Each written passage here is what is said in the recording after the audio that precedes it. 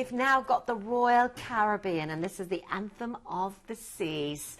Of course, stunning Royal Caribbean that we're looking at here. Yeah, now this is going to be a brand new ship. She's still being built at the moment. The Quantum of the Seas launches later this year. Then Anthem of the Seas, her sister ship, which we're looking at now, launches in 2015. This is going to redefine entertainment on board a ship.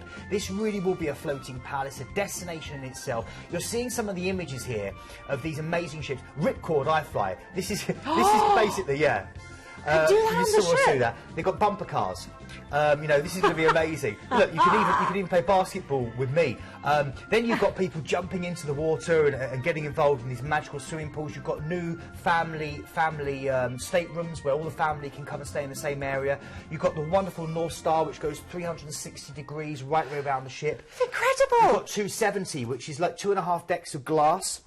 And during the day, and it stretches for 270 degrees at the back of the ship. During the day, you get a coffee, you sit there, amazing views of whatever port or ship you're in, whatever port or out at sea. Yeah. And then at night, they get turned into massive video screens. There's robotic dancing arms coming out. It's just, it's incredible. It is. And of course, you could be one of the first to be on this brand new ship as well on our maiden season. Can I just say, there's even robot bartenders in one of the bars. They're even trying, for the first time, they're trying robot bartenders. Really? Unbelievable. Yeah, you just have to go for that. Some of the technology is only being used on the Mars programme. Absolutely incredible. Let's have a look at our fantastic itinerary, of course, going from Southampton, 2 relaxing days at sea to take in this brand new ship, and then, of course, we're at Gibraltar. Yeah, we are. Gibraltar, a piece of Portsmouth sliced off and rowed 500 miles south, according to Laurie Lee.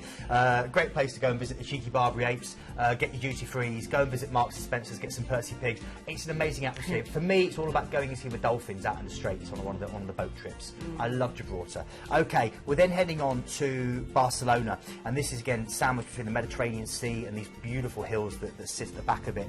It's Gaudi's masterpiece, through to his wonderful unfinished cathedral, through to places like this Park Güell, all the different houses, like Casabalto that he created. Amazing architect. You just saw a little image there of Las Ramblas. Las Ramblas is the main thoroughfare that leads down into the heart of the old town. It's definitely worth just wandering down there, seeing the street performers, enjoying the kind of ambience and the feel. Right at the top of Las Ramblas, you have a little market called La Buquera, which is over 900 years old. That is the best place to go and get tapas, to try some local produce. It's great for shopping. You've got Nou Camp and Barcelona, the football museum there to go and enjoy as well. And also Montserrat, the Holy Mountain, if you want to do something slightly more spiritual. Absolutely. Then we're moving on. Of course, we have got Nice, one of my favourite cities. Incredible. The Côte d'Azur, and this is, we're talking fast cars, millionaire yachts, designer boutiques, bubbly champagne, you know, and that's just at my house there. And then you've got names like Chanel, Armani, and so much more, Louis Vuitton. Great place to go and enjoy how the other half live. Relaxing day at sea, and then you go through to the Eternal City, Rome. The port is Civitavecchia. Again, you need to do about 1.5 to 2 hours to get to Rome, but it's worth doing, because once you get there, there's so much to see and do. You can wander around just alone, looking at all the different fountains, and you know, enjoying the view of these wonderful, quirky little streets. Try some gelato. If you go into one of the bars, make sure you stand and don't sit down, because then you get local price. If you sit down, you get charged double. That there, of course, was the Colosseum, where the gladiators used to fight, where the hungry, bloodthirsty crowd used to bathe, you know, life or death, thumb up, thumb down. You can go and say hello to the Pope, go to the Vatican City, the Sistine Chapel. There is so much to see and do here.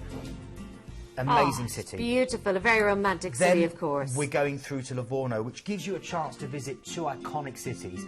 Either Pisa with the Leaning Tower, get your photo taken as you're holding it up, or, of course, going through to the Renaissance masterpiece of Florence itself.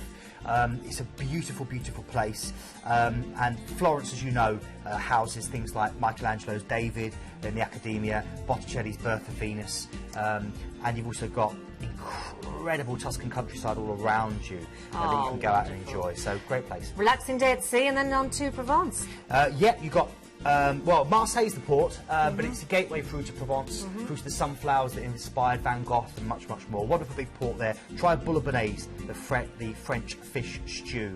Then we're going through to Malaga. This sits on the sun-drenched Costa del Sol. It's a Moorish delight for when they occupied Spain. This is the best tapas in Spain, I believe, if you go and eat here. It's also the heart of the bullfighting region. The best views are right at the top at the place called Gibraltar Castle, which is surrounded by cedar trees. Then you can wander back down through through the Alcazaba, which is the hillside fortress overlooking the African coast, full of these graceful gardens. And as you wander down through these ornate fountains, they're giving you panoramic views of the city, you wander down to the 16th century cathedral known as La Manquita, the one-armed woman, because they ran out of money when they were building it, so they only built one side. You're getting some of the imagery there when you wander down the city.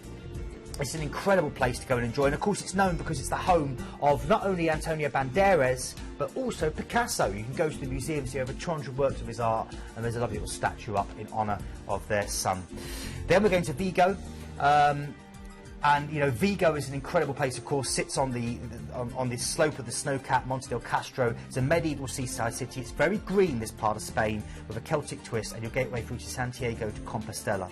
Then we're going through to Lisbon. Now, Lisbon is great. This is Portugal, the Portuguese capital. As you sail on the Tagus River, amazing views as you pass things like the 15th century marine fortification, the Belém Tower. And then you enter this city of bright yellow trams, of custard tarts, of hills. So do use those trams because it is hilly. It really, really is. And what I recommend is tram 28. You pick it up from St George's Castle, which alone is worth going to see. It dates back to the 10th century. And then you wind on tram 28. It clatters down the streets, down the Baxia, and then back up the barrier also. It's one of the most atmospheric, amazing and cheap tours you could do. And you can do it off your own back if you want to. I would recommend that every single day. And also the 100-year-old lift near Rosero Square, where you can get a cheeky glass of port as you enjoy the sunshine. A cheeky glass of port, I love it. Relaxing days at sea, of course, and then you are back in Southampton after that wonderful cruise on this new ship as well. So you could be one of the first.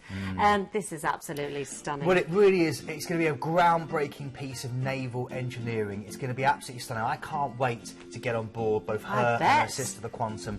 And again, this is completely, you know, kind of gimmick fuel cruising where there's always something to do. That is Cafe 270 we were talking about before, so look at that in the evening. That's a video wall behind showing the forest and the aerial artists coming down on silks. Just one of the things that you're going to have along with the bumper cars, I called. Just wonderful. Jamie Oliver's got a restaurant on there. Oh, really? Yeah. Just thought I'd throw that in. Yeah. It is incredible. It is, of course, the maiden season of this fantastic Anthem of the Sea. Don't forget, of course, fantastic price there as well for you. We really can't get over this. Your balcony is just £230 extra if you want to go from right up to a balcony. Pretty much all inclusive here as well, of course. You've got the free select drinks, free parking as well. This is incredible. And we should say, by inside here, inside is a virtual balcony. That means you have a video, you have like a virtual balcony, a video screen in your cabin which shows you real-time footage of what's outside. I've never heard of that, and I absolutely love the idea of it. Incredible. No more boring inside cabin now. No more. Fun. Exactly. Excursions here as well, Keith? Yeah, again, 60% cheaper than you might find elsewhere, and it's a great selection. Get in touch, call the number below. It's free. Speak to one of our team.